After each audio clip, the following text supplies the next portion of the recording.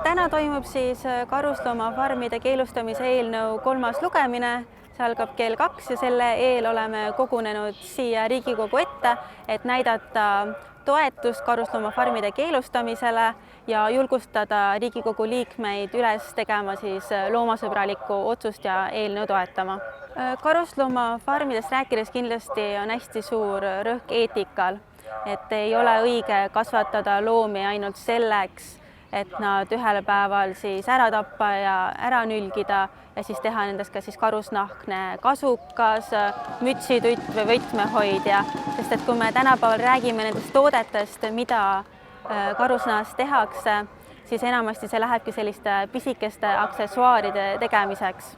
Aga siin on ka palju teisi probleeme, näiteks keskkond ja nüüd viimase aasta jooksul on üles kerkinud ka näiteks koroonaviirus, mis levib mingifarmides. Et Eestis küll praegu mingifarme ei ole, aga niikaua kuni meil ei ole keeldu vastu võetud, ei saa me välistada seda, et mõni farm siis otsustab võib-olla, et ta hakkab siin minke kasvatama või siis hakkab uuesti, sest varasemalt meil on olnud mingifarme. Täna Riigikogu otsustab, kas Eesti keelustab karusloomafarmid või mitte.